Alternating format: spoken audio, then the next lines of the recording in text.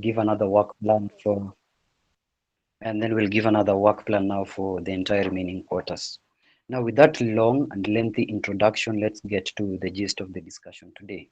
Today, we are discussing a case called Makangu versus Kibwana, and we are digesting this case in light of Section 47 of the Law of Succession Act. So, in layman's terms, before I welcome the panelists, now we maybe just giving a breakdown of what we're talking about today. Section 47 of the Law of Succession Act gives the High Court jurisdiction to hear any application to pronounce decree and orders. The original jurisdiction, the appellate jurisdiction, the supervisory jurisdiction are all bestowed upon the High Court as per that section. So it means if there is any matter that relates to a succession dispute or any probate matter, then that matter can only be heard by the High Court or by a judge that is appointed by the Chief Justice, a resident magistrate judge that is appointed by the Chief Justice to hear that matter as per that level. It means, therefore, that that matter cannot be heard by any other court.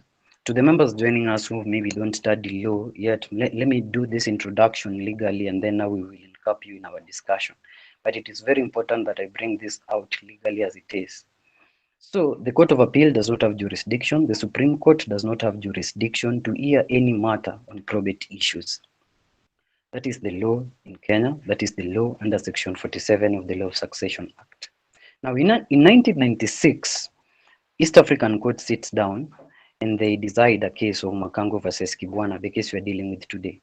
And they say, no, appeal does lie to the Court of Appeal from a decision of the High Court on probate issue. And what they say is this: the High Court only gives decrees and orders as per Section 47 of the Law of Succession Act. Decrees and orders.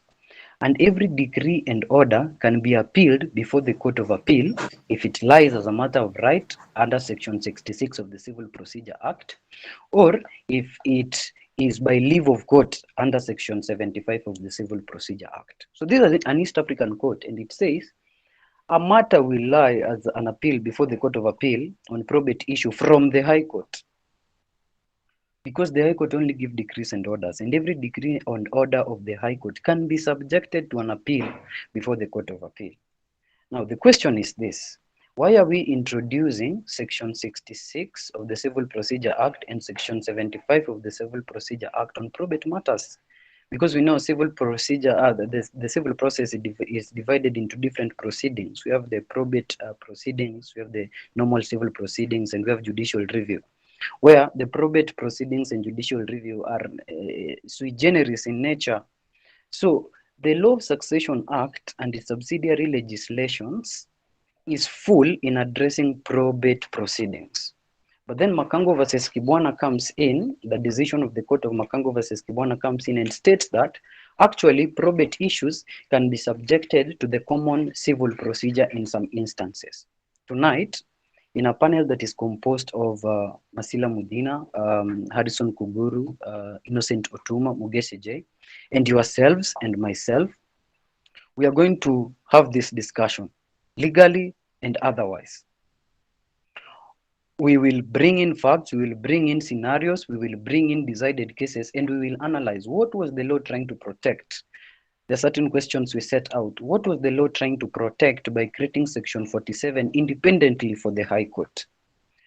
Then the second question that we will also examine tonight is what differentiates probate and succession matters from the normal civil proceedings?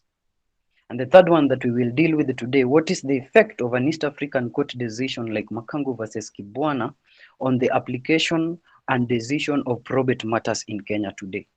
So let me just confirm if already our panelists are in, and then we will give them time, and then after a panelist speaks, we will be engaging with the audience. Is Harrison in?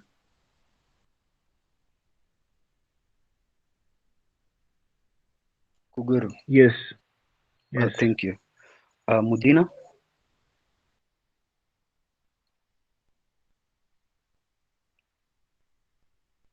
Mudina Masila?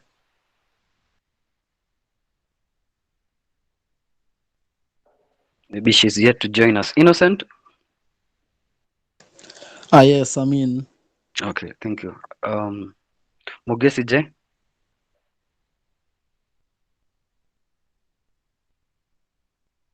Mudina and Mugesi are yet to join us. I've seen we have been joined with my friend and our guest, Tali, but probably he's on transit, so he will come in when he's ready and he's free for it.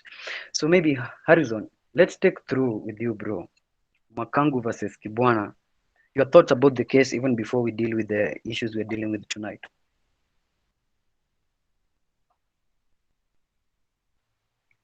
I actually I didn't find the case, but I've seen it cited in several cases.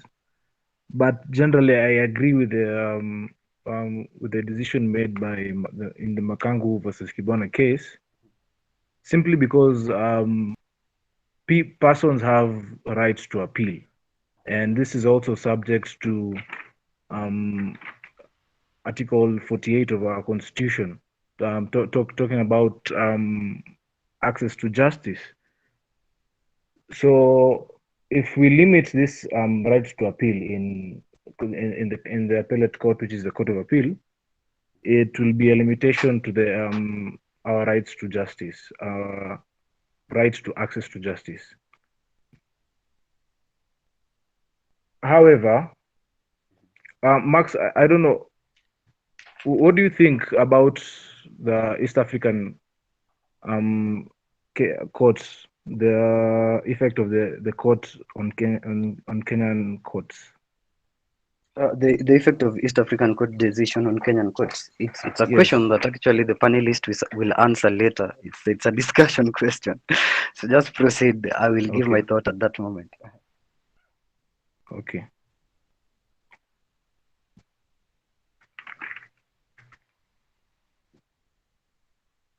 Oh, Harry. So yeah. Okay, proceed. So as what the legislation says is that a party must first seek leave. Mhm. However, the granting of this leave is discretionary to the court. So this is subject to Section 75 of the Civil Procedure Act, and also may find leave. They may be allowed to appeal, subject to Section 66 as a matter of right. Mhm. So I believe where, say in a case like the John Bugwa Karaoke versus Peter Kiru, the court decided that the party had failed to seek leave, and therefore, so by dint of that, it's it, they depicted that they had no interest to seek leave of the court to appeal, and they quashed the application, and the the holding in the Makangu versus Kibwana case, as we see evidently, upheld. So I agree with that case, Max, So, basically. so, so, so you agree with the case that on probate matters, there should be a right to appeal before the Court of Appeal. Yes, Okay, maybe Harry. simply because Mhm. after the Court of Appeal is given original jurisdiction to make only orders or decrees, Okay. and the right of appeal on probate matters should be allowed in the Court of Appeal. Okay. So maybe Harry, keep on that thought. I just have a discussion question as maybe we think along Harry's line. What I've captured from Harry says that there ought to be right to appeal before the Court of Appeal, whether it's probate matters or not, because the High Court only makes orders and decrees, and those orders and decrees are appealable either as a matter of right under Section 66 of the Civil Procedure Act, or by leave of court under Section 75 of the Civil Procedure Act. Where I don't agree with Harry maybe is at one point that I want to shoot before the next panelist maybe gives us his or her thought on the same is this. There is this case I have over here where Ringera J, it is called the Welcomes. Let me get it right. Yeah, it's called the Welamondi versus the Chairman Electoral Commission of Kenya 2002, Volume 1, EKLR. And Ringera J says that the right to appeal is not automatic and does not arise from any case that is adjudicated in a lower court. It must be given by statute or by any legal rules. Where it is not given, then it does not exist. And we say that Section 47 of the Law of Succession Act and the subsidiary legislation, which is the rules and probate administration, the probate and administration rules, pardon me, the probate and administration rules, is comprehensive enough to deal with succession matters and probate matters. And the Civil Procedure Act will now only be permitted where the Law of Succession Act permits the Civil Procedure Act and rules to apply. And if you read section 63.1, I was doing my research on this case. If you read section 63.1 of the rules of the probate and administration rules, it has specified specific sections of the civil procedure that can be applied in probate matters. And section 66 and section 67 is not mentioned. It has only set out rules, the civil procedure rules that apply. So here we're having a conflict of jurisdiction because we're saying maybe this is the bigger concept. Wills, for example. Let me give it the smallest or the most understandable breakdown. Today I get into an agreement with the Hari Kuguru and Innocent Wanyonyi. So I write my will and I say this car that Innocent Wanyonyi bought for me. Now let's say for example Innocent Wanyonyi is my dad. So this car that Innocent Wanyonyi bought for me, I will give to Harrison Kuguru. That is in my will. And then this dispute is only heard once before the High Court. And maybe the High Court makes a problem that returns this dispute to arbitration, for example. And that is an R in law. And every R in law is appealable because it's an order in decree. And then now, Harry is being told, or Wanyonyi is being told that they cannot appeal before the Court of Appeal because the Court of Appeal does not have jurisdiction. Jurisdiction hence at the High Court. And the only thing they can do is a review. So Innocent Wanyonyi, now that I've used you as an example and you're a panelist, what are your thoughts in the decision of Makango versus Kabwana viewed against Section 47 of the Law of Succession Act? All right, thank you, Max. Good evening, by the way. Good evening, bro. Yeah, okay. My views on the same. In the Makango versus Kibwana case, I read Section 57 of the Succession Act, and it says that the High Court can have jurisdiction to entertain any application and determine any disputes under this Act, and to pronounce such decrees and make such orders therein as may be expedient. Yeah, but still, you can see the same High Court denying the Court of Appeal jurisdiction over probate matters because, well, the appeal court has to seek the leave of the High Court to entertain any matters of succession from the any appellate matters of succession from the High Court. I find the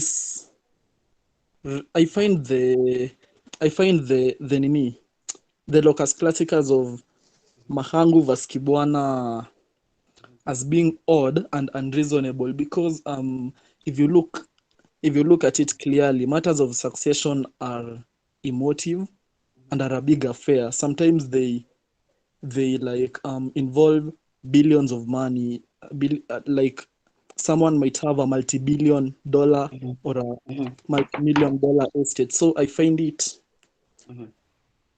unreasonable for the High Court to be the original and final jurisdiction on matters succession, because this has only come up as a misconstruction of the High Court on on Section 47 of the Succession Act, where they think that they are the court of last resort. Yet you can see they are still applying some rules of the Civil Procedure Act that ahead, as we will discuss, they're still trying to evade. Like there's an overlap, yet they're still trying to seclude themselves from the same. I don't know if I've been clear. Yeah, I don't know that quote you right. So maybe let's get an involvement from the audience for a minute before Marcelin Mogesi comes through. You can raise your hand or you can unmute your mic and contribute on the same. Yes, Derick Mokua. Proceed. Then Donny will come after. Am I audible? Yes, you are. Now, what I would say for now are my opening statements because I have an analysis that I want to give later on. Now, number one is that the law is not just what is posited. There's something that goes beyond it. And if I may quote one Lord Frankfurt, he says that law, the rule of law, does not apply only to legislative enactment and precedent. It is the complete collection of canons of decency and fairness. Now, fairness is not justice. And here we are looking at a situation where injustice is performed by virtue of a deficiency as it appears in the act. Now, the question I'd like to pose is there an actual deficiency? Because what we are asking ourselves is, what we are saying is that someone cannot appeal a decision from the High Court. Is this actually the truth? And this I pose again to the panelists and the audience. Thank you.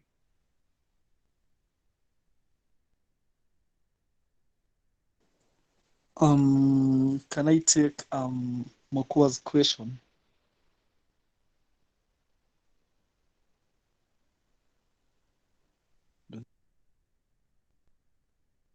Mokua, can you come up with your maybe last statement? I didn't catch that right. My question is this. We are saying that rather the current position of the debate is that somebody cannot appeal a decision from the High Court in matters of succession because probate matters are separated from civil proceedings. Yeah. My question is this the actual fact? Is it actually the truth that one cannot appeal a decision from the High Court to an appellate court? And if there is a provision, yeah, for in certain circumstances, where can we find these provisions? Thank you. Okay, I will address that. Don had his hand up. Don? Yeah, good evening, Max, and good evening to all of you. Okay, I have a lot of concerns, but for now I'll address maybe one or two. I think this entire case is actually trickles down to the rules of statutory interpretation, whereby the Court of Appeal sitting the court sitting in the Makangu case actually tries to use the golden rule of statutory interpretation to interpret the provisions of both the Law of Succession Act and the Civil Procedure Act. Then we come to subsequent decisions which have been rendered, which again try to use the literal rule of statutory interpretation by reading exactly what is provided for in the acts. First things first, I think I will oppose what Kuguru said, and also Innocent who are backing the Makangu case, and perhaps just mention something on what Derick has said. It's not that this appeal is limited. We have actually said, and Max has actually said that that the question of these probate matters is actually a sui generis matter. It's not like your ordinary civil suits. It's actually different. Like Ringera said in that case, same to judicial review proceedings. And probate and administration matters are actually covered under the Law of Succession Act together with its attendant rules, which are the probate and administration rules. So I see no reason, which was actually the position. I think it's the case of, if I can get it right, it was actually cited with approval in UNESCO Kerubo Oruta. I cannot get the name, but I will mention it later. Yeah, versus George Oruta. It's 2001. No, a civil appeal number 60 of 2016. There was another case cited in the same. I'm trying to find it. Yeah, in which they said it is right law. I don't know whether I remember the case. It is right law that a right to appeal must be granted by a statute. Yeah, kind of. Yeah, it's actually Julius Kamau Hidaka versus someone. That it's straight law that where any proceedings are governed by a special act of parliament, like in this case, the Law of Succession Act, the provisions of such an act must be strictly construed and applied. Therefore, what is in the Law of Succession Act is what was intended to be therein in the manner and extent it is there. What is not therein expressly is what was intended not to be there by the legislator. And therefore, this is the literal rule in statutory interpretation. And I do agree with them. There is the probate administration rules which are supposed to govern such provisions. There is no need to start reading from the Civil Procedure Act in such matters. The second point I want to put across was in the Makangu case, they made reference to Section 47 as the Section 47 of the Law Succession Act as the basis for appeal, for the right of appeal rather than seeking leave. I need members to understand that in probate matters, like I said, it's not your ordinary civil suits. Even in terms of enforcement, we do not make reference to Order 21 of the Civil Procedure rules. Which actually govern judgment and decrees. So I do not understand how then we can try now to sneak in order. I think that should be Section 66 and 75 of the Civil Procedure Act. Yet the provisions on judgment and decrees does not apply, because in terms of enforcement for probate matters, we refer to in case someone does not adhere to such, we only take the only avenue is through contempt proceedings and not through enforcement of Order 21 or provisions of Order 21. I think that will be all for me, I think, for now. Yeah. Thank you, Don. That I think that was very elaborative on the topic that we are dealing with today. What we capture from Don is what I said in the very beginning, that probate matters are very, very different from the ordinary civil proceedings and judicial review process. Our guest Tali is in. I don't know, Tali, are you at a position to chip in right now before Mokua comes back? His hand is raised. And any other audience that want to chip in to ask a question, maybe contribute, feel free to raise your hand. Yes, Tali. And like I told you, I'm in transit.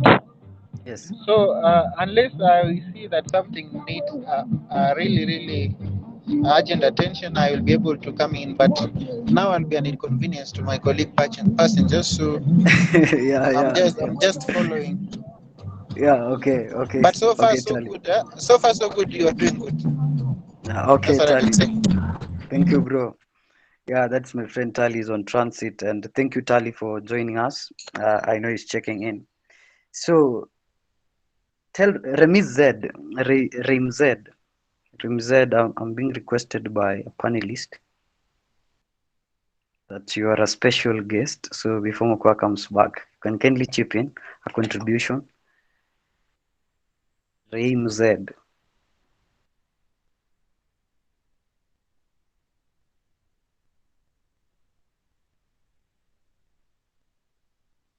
Okay. Rim Z not being. Oh, Rim Z, yeah, your mic is on. Yes, we're listening.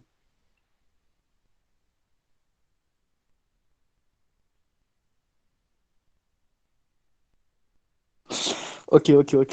We may slide. Okay. Thank you, Rim Z and Wanyonyi, for that. Let me get back to what Don said before we bring in the next panelist on the same, and to give room for audience on enforcement. We know that the rationale that the probate proceeding are not suits in the ordinary sense of civil actions, and the orders and decrees issued by the probate court under the provisions of the Law of Succession Act are therefore not capable of execution under the provisions of the Civil Procedure Act. Maybe that's the question I wanted to ask Don and also the panelists.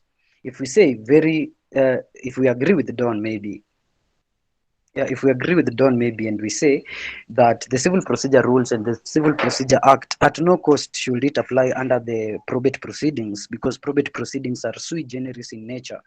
Then in execution and enforcement, how then can we enforce these particular orders and decrees without relying on the civil procedure rules? Don, you've raised your hand. Yeah, just to answer your question, you also made reference to that should be Rule 73 of the civil procedure of the probate and administration rules, which specifically gives The civil procedure permission. exactly. Yeah. And one of them should be that should be, I think, Order 45 of the Civil Order Procedure. 44 and Order 36 of the Civil Procedure Act. Yeah, and one of them, which was Civil actually procedure cited rules.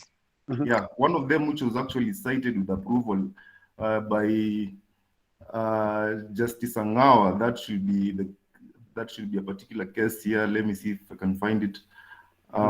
It should be Habakkuk Ochieng, if I'm not wrong. Yeah, and he said one of the ways in which you can approach, in which a matter is appealable to the Court of Appeal is by review, which is actually provided for under the Civil Procedure Act. And I do agree with him.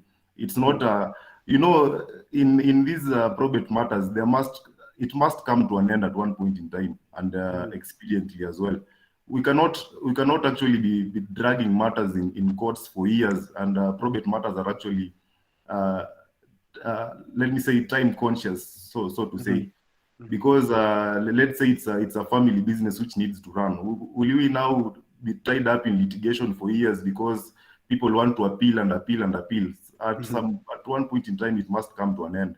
So the only way you can approach the Court of Appeal is by form of review, which is provided for under the Civil Procedure Act. I do not rule out that the Civil Procedure Act is not applicable. It's only applicable to the extent that the Law of Succession Act and its rules, which is Rule 60, that is, I think 63, yeah, states.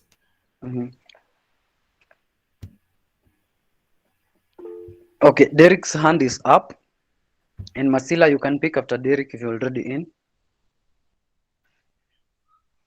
Yes, I just want to guide the conversation. As I introduced earlier, I said the rule of law involves the canons of decency and fairness. Now, when somebody has gone to a court and a decision has been made that is repugnant to the rules of law, why can't this person be granted appeal? And I refer us to Section 73 of the probate rules, which says nothing in these rules shall limit or otherwise affect the inherent power of the court to make such orders as may be necessary for the ends of justice or to prevent the abuse of the court process. See, here we find natural law being embedded as a caution, just so that the court process may not be abused. So my question, I reiterate, is it that somebody cannot appeal to the High Court when a decision repugnant to the rule of law has been made? Is it that somebody cannot appeal to the Court of Appeal when a decision repugnant to the rule of law has been made in the High Court? Thank you. Okay, that's a very good point of concern, by the way, which actually roots our conversation. That by giving jurisdiction exclusively to the High Court, there are chances that, because we know that appeals lie as a matter of an error in law that is committed at the at the High Court. Mostly in the courts of appeal, they hardly re-examine facts. But what we are saying here is what Don has clarified, and this is what Mokua is asking. So we are just bringing a balance. Don said that technically there is no appeal that lies before the Court of Appeal. What happens is that they apply for a review, and the determination of that review from that bench is what technically gives them the right to appeal. That's the advocates that uses this channel of Makango versus Kibwana. So, for example, if a matter is before a High Court judge, and the High Court judge has in a matter of fact, that matter is likely not to be appealed, because appeals come from statutes, the way we said, as a matter of right or as a matter of leave, and not on facts. But now when the High Court judge has on a point of law, like what Koome J, the Honorable Chief Justice did on a case that I was checking just prior, where the judge goes beyond the jurisdiction he or she has under Section 47 of the Law of Succession Act and does not pronounce itself its orders or decrees, but takes the dispute back to arbitration. Yeah, which is not a jurisdiction under Section 47 of the Law of Succession Act. You should not redelegate that particular judicial privilege. The High Court is mandated to pronounce itself, make decrees and orders on probate matters. Now, in such a point, an advocate for the aggrieved party can apply for a review before the Court of Appeal on that decision. Now, the determination of that review is that what technically now would give that advocate or that particular party a right to appeal before the Court of Appeal.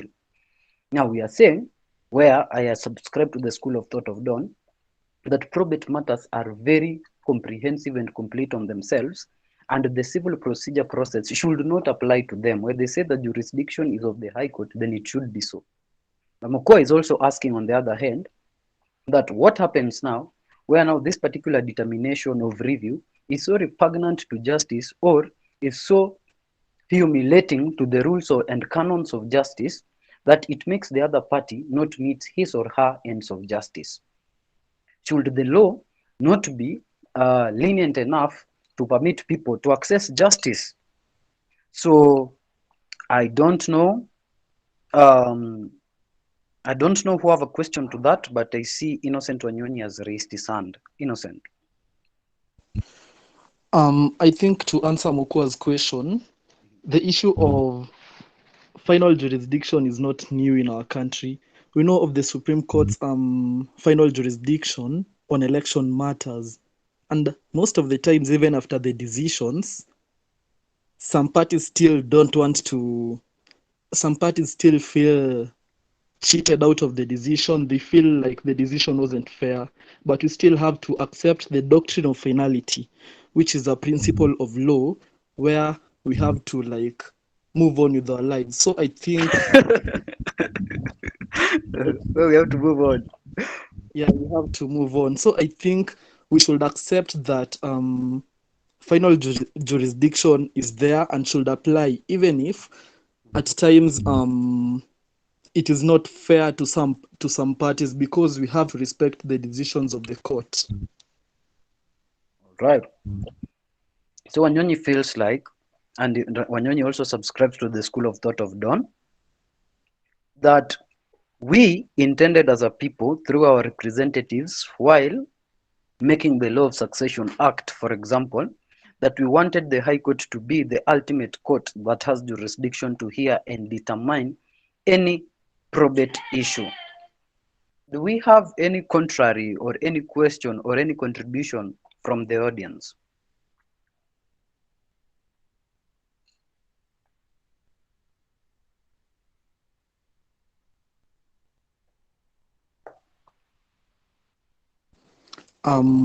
Sorry, but Max, I had a certain curious issue that I'd like to raise about the same.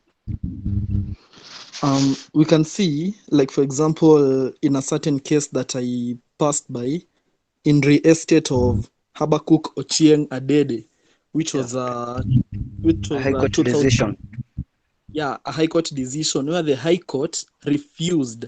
The High Court refused to follow the decision made in Mahangu vs. Kibwana, which was a court of appeal, which was a higher court decision, right? So don't you think that the issue of succession is trying to bring about further errors of law where how are they called this, where lower courts are even trying to muscle out the higher courts of Okay, I've picked your question. Let me just answer it in summary. We were first dealing with the divergent nature, how probate proceedings are different from ordinary civil proceedings and judicial review. We have dealt with that. And now we were looking at the effect of the Makangu versus Kibwana decision in the application and decision of succession cases in Kenya today. I agree with you. The High Court and the Court of Appeal hold divergent positions on the question of the applicability of the Civil Procedure Act and maybe its subsidiary legislation, the rules to appeals in succession causes. The Court Kwanza in various decisions, there's that one you're talking about in the matter of Habakkuk Ochieng Adede, that's I think it's Nairobi High Court succession case number 721 of 2000. It's an Angawa jail decision, by the way. In the matter of estate of Mariko Marumbi Kiiru, in the matter of estate of James Gitumbi Kagwiri, that was our Weru J decision. In the matter of estates of Mohamed Saleh, which also had the likes of Kooma J, Hayanga J, and so on. The High Court has refused to appeal that, to uphold that decision. The Court on Appeal, on the other hand, in other decisions like in Bernard Gachoki Kaboi versus John Kabaruchi Kaboi, the Kaboi versus Kaboi case, the 2003 case of Kaboi versus Kaboi, the Watugu Karigasha versus the Nyakukabi Karigasha case, and I was also checking the George Itoti Anganga versus the Mary Wanjiku case. Those are cases where the Court of Appeal has actually upheld this Makangu versus Makangu decision. So that there is a right of appeal from the decision of the High Court to the Court of Appeal arising from Section 47 of the Law of Succession Act when read together with Section 66 and 75. And their defense has always been what I asked Don, that the Law of Succession Act and its probate and administration rules does not have an enforcement mechanism or execution mechanism of its of the orders that it creates, and therefore there is need to rely on the civil procedure rules and the Civil Procedure Act so that certain orders under probate matters are executed. You see, so the problem is that the particular precedent that is creating this particular the particular case that is creating this particular precedent is an East African case. While nationally, we have a particular section of a statute, Section 47, that does not recognize this. And you guys remember that jurisdiction flows both from statute and precedents. So it brings a conflict of law, and that is why we are discussing it here tonight, so that we see what should we rely on. Should we go with the school of thoughts of Donald Watson that the Law of Succession Act and its subsidiary legislation is full? Or should we go by the thought of the rest of the members, the Wanyonyi leading that pack? No, Wanyonyi has actually crossed the side. Mokua leading that pack, pardon me, that there are needs and there are gaps in that particular creation of law. And sometimes it might be important that we look beyond our confined jurisdiction and borrow decisions that have been made by a regional body like East African Court, so that we apply and we ensure that ends of justice are met. That is the summary of the discussion we have had tonight. Our digest was supposed to run until 8:30. We still have additional 17 minutes.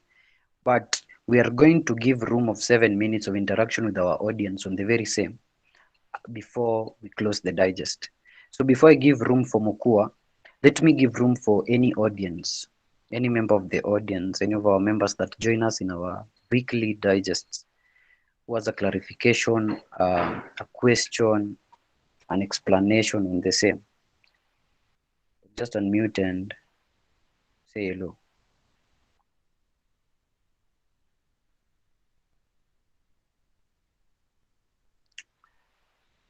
Now, dealing with Africans is hard in that order, so I will maybe say hello to a few friends and engage with them legally on the same. Lemayanian.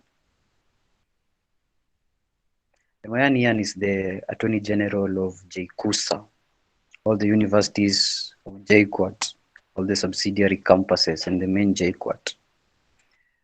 Their legal advisor in the union is Lemayanian. Lemayanian is a staunch member of TOLFF. Lemayan.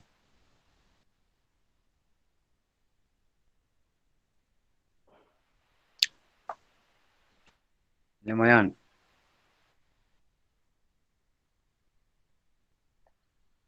Okay, I know you will reply minutes later. Odindo Yoga. Ishmael Odindo is our correspondent from Catholic University of East Africa School of Law. He's the guy in charge of TOLFF in that campus. So I'd like to hear his thoughts on the same.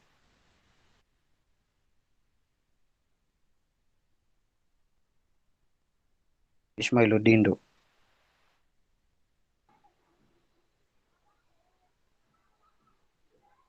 Yes, Mr. Ogola, can you hear me? Yes, bro, I can hear you. Today I don't have much to say. I just I share sentiments. Yeah, I share sentiments with my colleagues.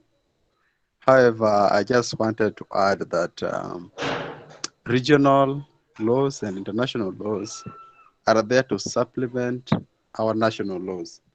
So where there's a lacuna in the law as to the national law, I think the court should not hesitate from resorting to a regional law, like the case made on East Africa, or an international law. I don't want repetition because you said you remain with 17 minutes, which is now less. I yeah, and others also want to contribute on the same. I therefore want to rest my case at that. Thank you, my friend, for that contribution. Azimio na umoja pamoja on that conversation. Derick Mokua, yes, you've raised your hand, bro. Take it.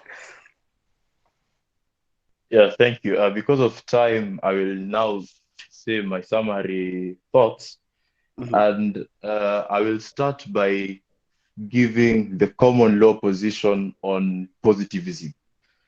For those who are new to law, positivism inamaanisha kile kimeandikwa, what is written.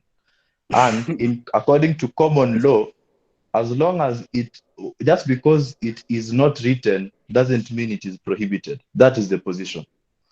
Another position I want to bring forth is that there's a reason why that there's an appeal granted in the Law Succession Act, Section 47, and this appeal is an appeal from a resident magistrate's court.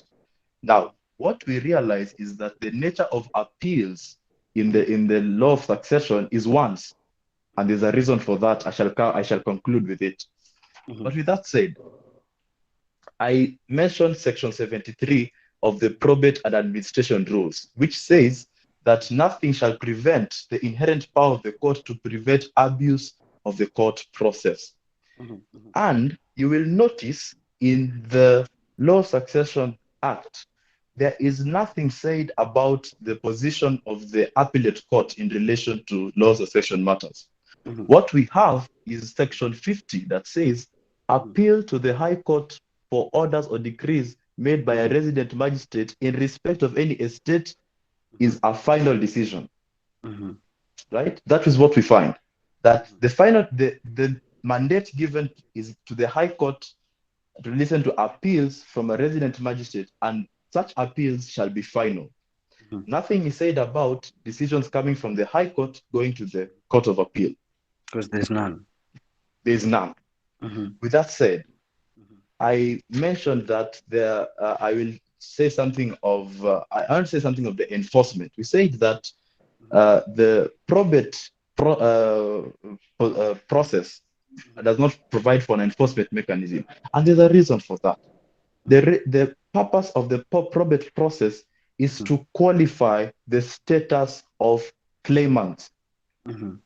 This is what makes it different from a civil process. In a civil process, there is a characterization of the event, whereby there is a case-to-case basis. But you find that in succession matters, there is a certain code that has been made by tradition and legislation, such that if you are a trustee, there are qualifications you have to meet to become a trustee. If you're a dependent, there are qualifications you have to meet to become a dependent. So the exercise that we are having is a qualitative exercise, not a characterization one.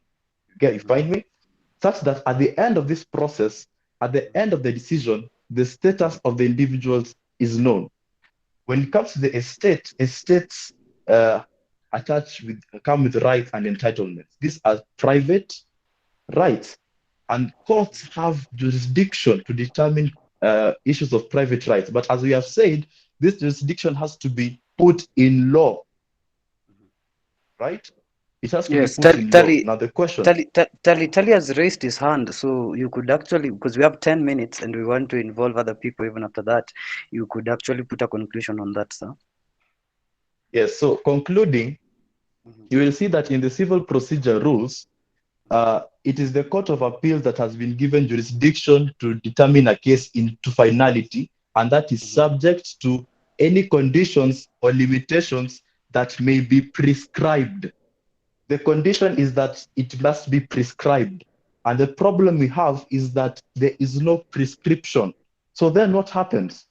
We move to section 63, whereby it talks about the application of civil procedure rules and high court practices, whereby you find that the provision given under subsection 1 is subject to any order of the court and of which the reasons must be recorded, right?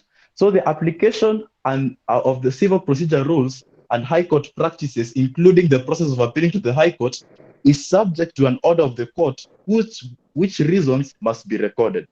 For that, we find that the court has been given a freedom, to decide on whether are these circumstances worthy of noting down. We shall apply rules of civil procedure. Thank you. Okay. Thank you for that powerful closing. And let's hear from Tali. Tali. I just wanted to make a few comments. It's my understanding that the case we are talking about today talks about the need to seek leave before appealing to the Court of Appeal on a succession matter that has lied in the High Court before. Is that the position?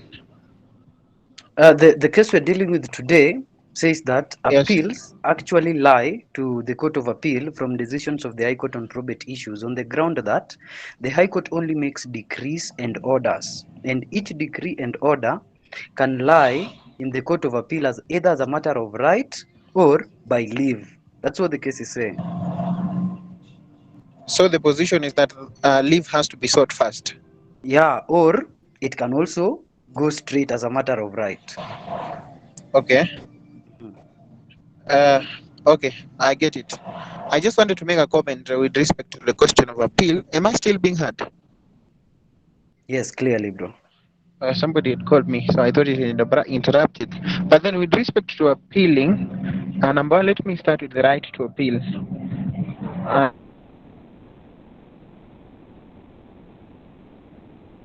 Or even before that, I had a discussion about the case being from the East African Court of Appeal. Yeah. I think before you classify a decision from the East African Court of Appeals as there was, it is important to go back and study what is the position of the East African Court of Appeal in the Kenyan jurisprudence then. What was the judicial, the hierarchy of courts then, so that you will be able to know whether this is to be considered a Kenyan case, though decided by the East African Court of Appeal, or it should be considered as a regional case, as somebody had said, a characterization which I don't find proper. So it's an area somebody might want to explore so that you are clear the position of the East African Court of Appeal in the hierarchy of courts. And then, number two, with respect to the right to appeal, we all know that the right to appeal can be an automatic right, that is as a matter of right, or it can be a right sought after leave. And the Constitution has given the Court of Appeal, the right to, the powers to consider decisions that are coming from lower courts, that being the High Court. But then you see, this is not automatic. The right to appeal, I heard somebody mention, has to be granted by mostly statute. And you would see, for example, in arbitration matters, the question of finality has been insisted. And you have seen in arbitration up to the new two and synergy decisions, appealing to the Court of Appeal has really brought a lot of problems. And that is why you will see it's not automatic that you will just go to the Court of Appeal. Now, coming back to this case and the reason why there is that caveat of seeking leave, I would refer you to judicial review cases on why leave has to be sought, or on cases before the Supreme Court when they are certifying a matters of general public importance. And then lying into the context of succession, you look at the nature of succession disputes, and you need to understand the importance of finality in succession disputes and why it had to be introduced that it's important to seek leave before appealing to the Court of Appeal. Now, say succession matters come from the magistrate, and then they have come to the High Court. These are disputes that take ages. There is property that needs to be distributed. There are property that are losing value that needs to be managed. And you do not want to allow every Tom, Dick, and Harry to continue with judicial processes which can be delaying and jeopardize rights of otherwise entitled beneficiaries. And that is why the requirement for seeking leave, in my opinion, gets introduced. So now, with respect to the Civil Procedure Act, as I finish, I mean the civil procedure rules as applicable to succession, it is always also good when you're evaluating such a case to consider what is the less specialist law and what is the less generalist law. So once you're able to establish, is it the law of succession that is less specialist here, or is the civil procedure rules less generalist here? And then you must understand that the less specialist law must apply. Again, like I said, I'm in transit, and allow me to stop it there.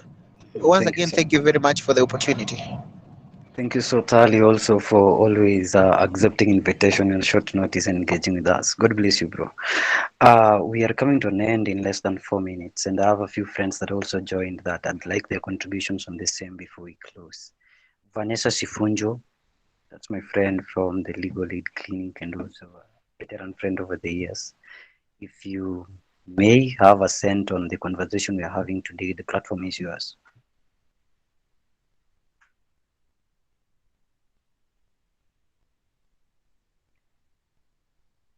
Vanessa Sifunjo. All right. Samuel Mokua, correspondent from Moi University. Yes, Mr. Bro, Ogola Max, thank you very much. Where are you? You are in a very noisy place. Where are you? No, bro, we will do that another time. You're in a very noisy place. Anyway, Cyril Mutichi, Duncan Ndungu. Let's start with our tech guy, Teddy. Teddy, thank you for the session. Teddy organized everything, the poster, the link, and he's recording the session. Thanks, bro. Agustin, Barongo Ezen, Brian Mwangi, Bridget Mwangi, Kali Blangat. I'd like to hear what you have to say on this senior council. But yeah, thank you, Cyril Mutichi, Duncan Ndungu, Derick Mokua, Donald Wanson, Gaki Kabuyu, Harrison Kuguru, Ismail Udindo, Jimmy Wambugu, JKUAT Law 2020, Kimani Njoroge, Lemoyanian, Enoki Motich, Njonjo Wambui, Riam Z, Sam, Tali was our guest today, Wanyonyi, Winnie Abid, and the rest that had left before that mention. We appreciate you so much for making time for the first return of TOLFF Digest this year. And we ask you to keep engaging with us each Wednesday from 7:30 p.m. to 8:30 p.m. We'll be doing hourly digest. And you can bring your friends on subsequent episodes. You can also tell them to follow this discussion in our YouTube platform and also through our podcasts, that is in Spotify and also in Anchor FM. We will be loading these episodes up there. So engage with us within the subsequent weeks. You can share on the topics that you want us to discuss. We will share with you our calendar for both March and April, so that you know the cases that is coming up front, so that you adequately prepare before we get here. But for tonight, all I have to say is thank you and have a good night. So if there is no any further contribution, we may leave at will, ladies and gentlemen.